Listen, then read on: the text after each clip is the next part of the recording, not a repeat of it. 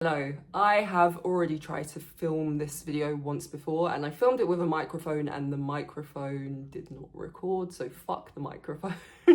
I'm still getting used to, or I'm not used to recording myself speak, especially in a longer form, I don't know, I feel proper awkward to be honest. But okay, I'm not going to take up any more of your time. I'm going to get you the info that you clicked on this thumbnail for, which is the witch wound. Okay, so in short, in this video, I'm going to break down what is the witch wound, some of the symptoms of how it shows up today, and ways that we can begin to heal this wound, why we need to heal this wound, why it's important for us to recognize this up in today, right? So in short, the witch wound is a collective trauma that we have inhabited through our energetic lineage. And by energetic lineage, that could mean us in a parallel, in a past life, or it could mean someone in our ancestry, through persecution of an expression of spiritual or intuitive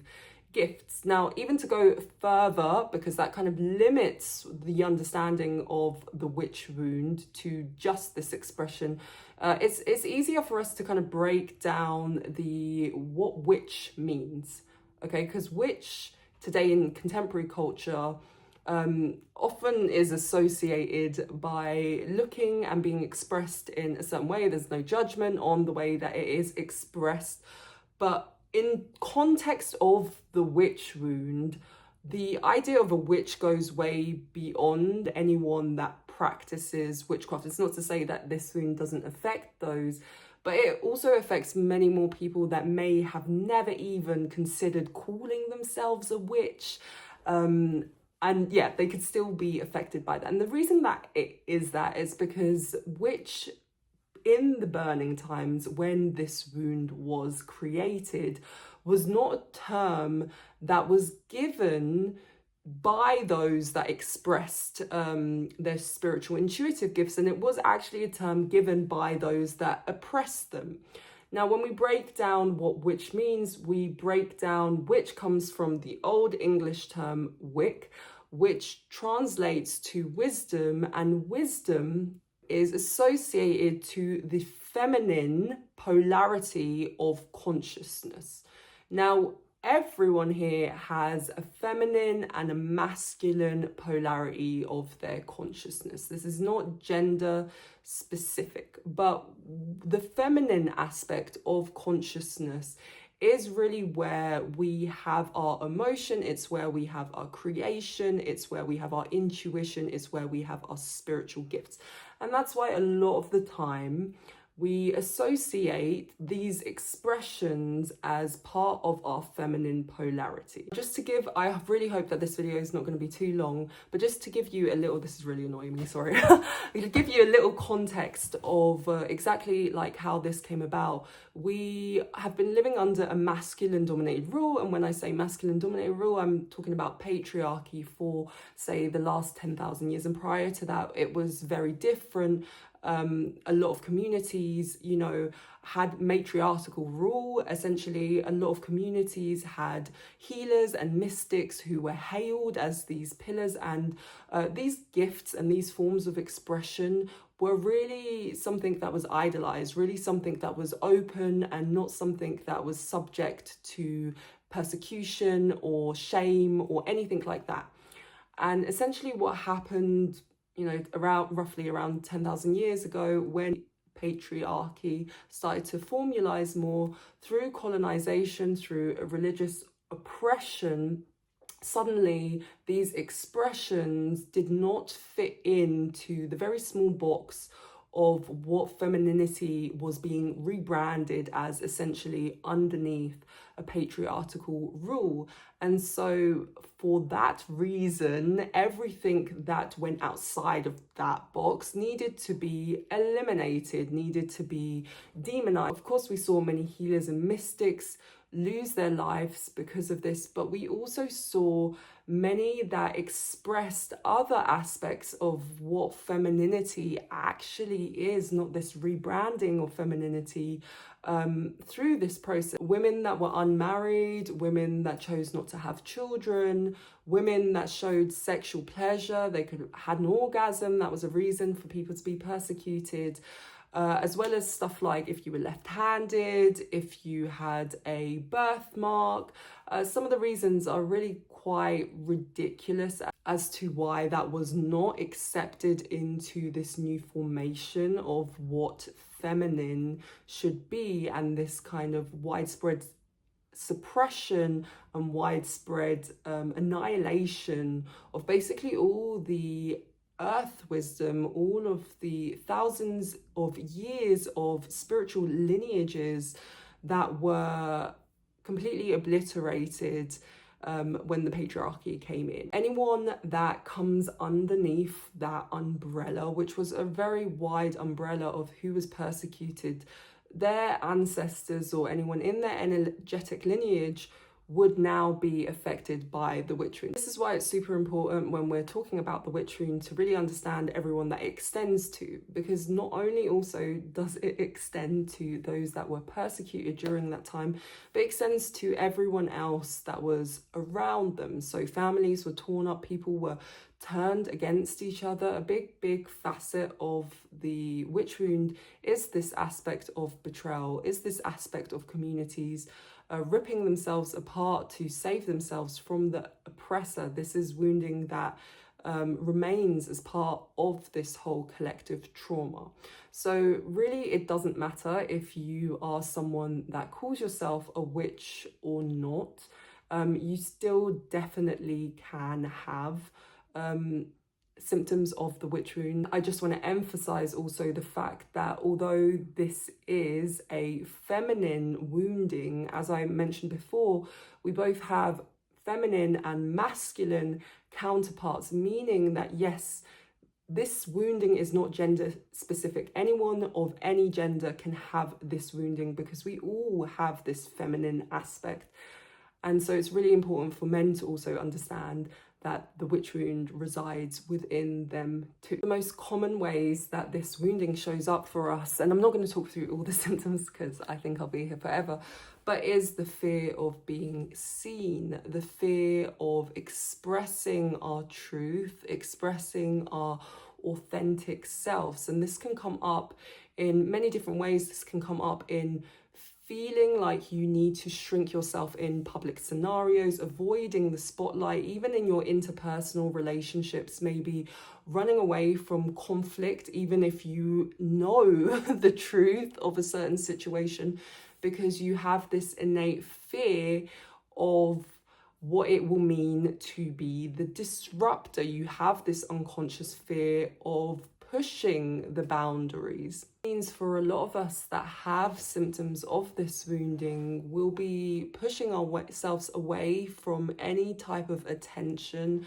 And this can also come up in self-sabotaging behaviors if we are getting some sort of success in our lives, in our careers, and that alongside comes with any type of attention, we may go ahead and start to, sabotage that success because it threatens the invisibility that we so need to protect ourselves, or think that we need to protect ourselves. Now, the other really big symptom of the witch wound is running away from your own magic, right? A lot of us have natural intuitive and spiritual gifts, and we've always had them, but it's super common to shut them down because A, we don't understand them, and B, we live in the masculine dominated societies that teach us that logic is really the preferred stream of knowledge, and anything that goes outside of that can be seen as woo-woo or crazy or whatever. So for a lot of us that have symptoms of this wound, we will be scared of tapping into our intuitive stream of knowledge. And this may mean that we suppress any gifts that come to the surface. For me, I suppressed it for many years because there is this fear of what that will mean to fully go into that expression. A lot can come up in a fear of rejection if we speak openly, if we come out of, let's say, the broom closet here and talk about these things. This can also show up in us just invalidating every source of information that we come into, every intuitive piece of information that we come into. This wounding show up in our ability to trust authorities, in our ability to trust others around us. You know, as I said before, that this aspect of betrayal is quite a big poignant part of the witch wound, and really shows up in an inability to trust those around us, to view each other as competition rather than comrades, and to have a kind of gatekeeping energy about us when it comes to sharing wisdom. And this, again, it doesn't just have to be, you know, of a spiritual and intuitive nature. This is really anything that we share. You know, we feel that we have to kind of hold it close to our chest, because that information will ultimately be used against us, and we will ultimately be judged for sharing that. And also what's really important is that this goes both ways, and this can show up for you as you also judging someone else for maybe their expression, for their ability to share. And yeah, with all of these symptoms, it's always, you know, have compassion with yourself, don't judge yourself. Of course, once we have awareness, we can do something about it, but, you know, like, it's a process. So don't judge. If you notice that you're doing something, it's always important to hold that with compassion. And the fourth sign that I'm going to talk about in this video is really just the physical ailments. I don't know if I'm saying that word right. That can show up with the witch wound. So the three main chakras that the witch wound affects is the sacral, is the solar plexus, and is the throat chakra. And a lot of autoimmunity can come through to the witch wound, especially within our throat region, because of course the throat was the portal to express. So when we have an inability to be able to express our truth, when we have an inability to be able to put it all out there, then our body will often find ways to express it in a different way. And that can show up for a lot of people as autoimmunity, as thyroid issues. When it comes to the sacral, which is the center point of our feminine energy, this can show up as things like period pains. This can show up as a lack or an inability to be able to feel sexual pleasure. And this can show up as feeling disconnected from your creativity. And when it comes to the solar plexus, which is, you know, the center of the masculine and the center of our willpower, a big symptom with the witch wound is anxiety around the want to express, anxiety of what happens when we do express, or any of these issues. So these are the signs of the witch wound. So we're going to get finally into exactly like why we need to start looking at this wound, why it's important, and how we can start to take steps to healing the witch wound. Now, what's really important to understand is that the structures that we have been living under for the last 10,000 years, they are starting to crumble. I mean, they've started to crumble. And what we will see in the next few years is more feminine structures start to take hold, and a rising of feminine energy. Now, it's not for the feminine to take over, but it's really moving into this age of integration. And also, what's super, super important is not to blame masculine polarity, because, as I said, masculinity resides in all of us, and masculine energy is not the issue. The issue is what happens when we have systems that largely oppress one side of consciousness, that keep us stagnated, that keep us not tapped into the sovereignty of what we all deserve, right? So this is the essence of really now unburdening ourselves from all of the conditioning, all of the shackles that we've picked up from patriarchal rule. And thus the witch wound is one of the biggest woundings of that feminine energy, and why it's super important to look at this as supporting us through this new era, this age of integration, transitioning in. Now, the first step of healing any wound, right, is the awareness that we give. So we understand the awareness, we've picked up on what symptoms we may be showing up in our daily lives, and we know the why of this about.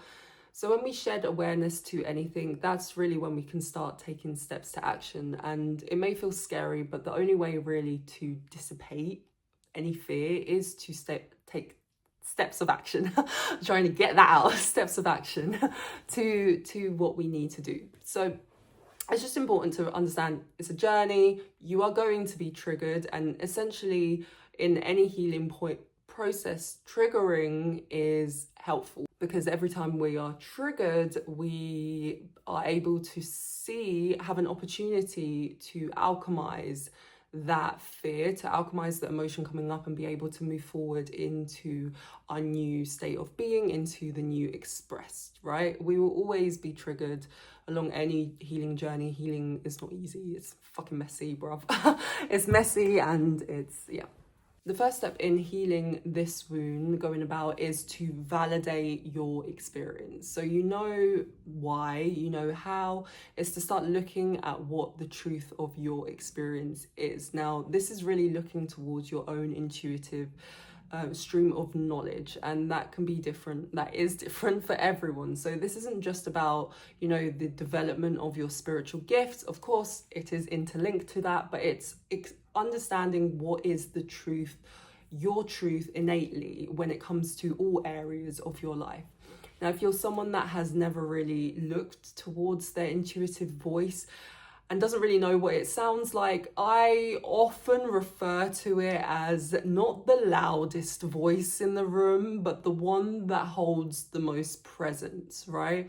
If that makes sense. So really, it's about just finding that voice, if you have that connection, and start noting it. You don't have to share it, you don't have to express it at this point. You can just shine light on it, because of course, the more that you shine light, the more that you see the awareness of this stream of knowledge, the more that it's going to grow. To start healing this witch wound is to start expressing that truth. That means putting yourself in situations where you will have to say what you actually want to say. Now, you don't have to jump the gun, you don't have to go all in, you know, you can take very, very, very small steps. You can talk to someone that you really trust, go gentle with yourself.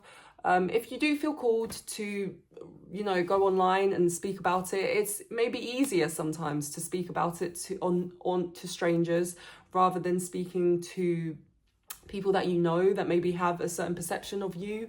And even if you want to speak about it online anonymously, you know, there's loads of different forums that one can go on and just to say it. But again, it's this aspect of starting to say what you want to say in order for you to allow yourself to create safety to continue to express. There is no way that you can move forward if you don't go through it. So it may feel, and it will feel, really difficult, really scary the first time. And that's why I say, meet yourself where you are in the journey. Don't try to go all in and like retreat. Just go step by step, small little baby steps to getting where you need to be. The third step is building that community. So again, meet yourself where you need to be met. Basically, you may already be someone who is in contact with others that you can share this journey, that you can share your newfound truth with. Or if you don't have anyone that you can share this journey with, then again, the internet is a great place to start building that community in any shape, way or form. The thing is, with this wound in particular, the healing aspect is really amplified when you do it together, because of course there is that aspect of betrayal. So coming back in, like really reminding yourself that this is not a place of competition, just generally, is really super fucking helpful to do. So in whatever way, even if you want to use this video, let's say if you're watching this and you're like, I want community, use this video, use any of my videos to find that community. comment, you know, take that step. It's really scary. And yeah, okay, maybe not commenting on a video is the easiest ways, but there's loads of different ways that you can start building that community. So it's really finding those that can support you in this development of your true expression. And you may already have that, like I said. For somatic nourishment, so healing is fucking hard, bruv. Healing is difficult. It's going to bring up loads of different emotions, and to have any sort of somatic practice to help you feel the emotion of these trigger points is super helpful. If you stay on this channel, in the next few weeks I'm going to be posting some meditations, some different practices that I use to help me along in this particular journey of healing the witch wound. But really find things and practices that work for you. There's so many different options. There's breath work, there's EFT, just general shaking. Dancing is a great thing to do. And if you feel really stuck about where to start, really look at the chakras that the witch wound affects. So that's sacral, solar plexus, throat, and see what works for you. See what it is that you really need focus on, what helps you. And finally, 5 is just accepting the process, man. Like, it is a process. All healing is not linear, you know, it is a circle, and we'll come in and out of going through periods of feeling like, whoa, we're in our power, to feeling like we are literally like on the ground, you know, I can't do anything ever again. I've been through so many ups and downs the last few years. It's totally normal, and what you need to do is you need to hold yourself with compassion, because you know what, if you're taking action towards any healing step, even if it's not the witch wound, whatever you're doing, hold yourself with compassion, because you are moving forward. When you move forward, when you just take that little step in whatever way, doesn't matter what reaction you have, you're walking towards your power. And that is what is important here, because we are all capable, we are all, it is possible for us to reach that power, to reach that sovereignty that we're seeking. But yeah, it's a journey at the end of the day. So that is the whole video. I'm not sure how long that video was, but there's a few things here now. So if you found this video helpful, please let me know. If there was something that was unclear, if you want me to go into anything more, I'm really just going into the witch wound right now. So let me know. You can just comment, you can email me, whatever, get in contact. If you want to read about the witch wound, I have a free guide that you can download. Again, I'll leave a link down below.